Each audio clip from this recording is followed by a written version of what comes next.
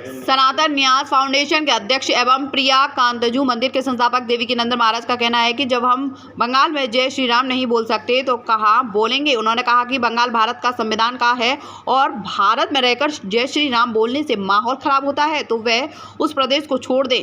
कोई हमारे राम का अपमान नहीं कर सकता, यह हमारा फंडामेंटल अधिकार है। मीडिया से बात करते हुए उन्होंने स्पष्ट रूप से कहा कि सुप्रीम कोर्ट का मैं आदर करता हूं। एक बात अवश्य कहना चाहता हूं, जो हमारे धर्म का, हमारे भगवान का मजाक उड़ाएगा वह 100 करोड़ हिंदुओं का अपमान कर रहा है। उन्होंने मांग की कि मथुरा श्री कृष्ण का मंदिर बनना चाहिए और देश में गौ हत्या बंद होनी चाहिए। अगर सुप्रीम कोर्ट के आगे नहीं रोएंगे तो किसके आगे रोएंगे? आइए सुनते हैं उनका क्या कहना है। हाल में अगर कोई ये कहता है कि जय श्री राम नहीं कह सकते तो ये एक तरीके से संविधान का अपमान है। क्यों नहीं कह सकते भाई? बंगाल किसी का नहीं है, बंगाल संविधान का है और भारत का है, और मैं भी इस भारत का नागरिक हूं।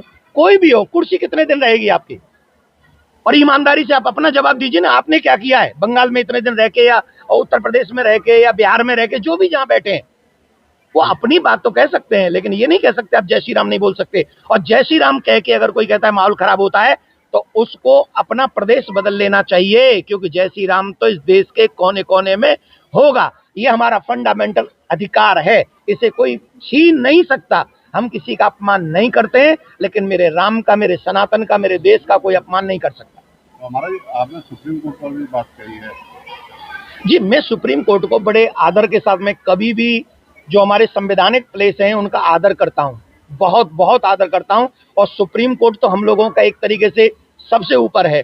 तो मैं एक बात कहना चाहता हूं कि कोई जब सुप्रीम कोर्ट में कोई ये कह रहा है कि मेरे भगवान के ऊपर कोई आरोप है, तो उसका मजाक क्यों उड़ाएंगे हम?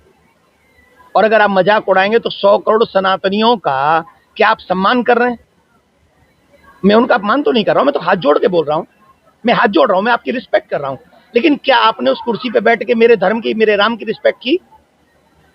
आप लोगों के आगे हम भीख मांगते हैं कि मथुरा में कृष्ण भूमि मंदिर बनना चाहिए। आप लोगों के आगे हम भीख मांगते हैं काशी विश्वनाथ फ्री होना चाहिए। आप लोगों के आगे हम भीख मांगते हैं कि हमारे धर्म की रक्षा होनी चाहिए, गौ हत्या बंद होनी चाहिए। आप लोगों के आगे भीख मांगते हैं कि यहाँ पर जो है ये इतने चीजें जो हमारे धर्म के विरोध में हो रही, रामायण जलाई जा रही, किसके आगे रोएंगे?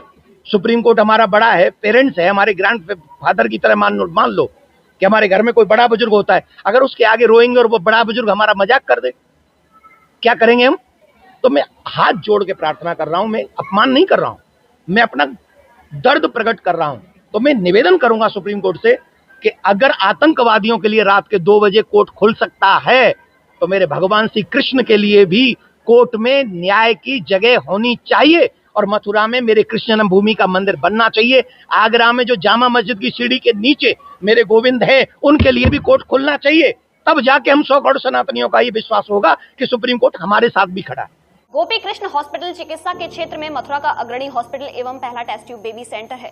IVF में 70% सफलता, स्त्री रोग विभाग में high risk delivery, caesarean operation, hysterectomy आदि बेहद अनुभवी एवं क्वालिफाइड लेडी डॉक्टरों द्वारा किए जाते हैं। मॉड्यूलर OT एवं हाईटेक मशीनों से फिजियोथेरेपी, एम्स दिल्ली एवं CMC बेल्योर द्वारा certified pathology. Gopi Krishna hospital में Ayushman card, ESI card, BSNL के कार्ड, रेलवे के कर्मचारियों के कैशलेस इलाज की सुविधा, लगभग सभी इंश्योरेंस कंपनियां एवं TPI कार्ड धारकों को कैशलेस इलाज की सुविधा।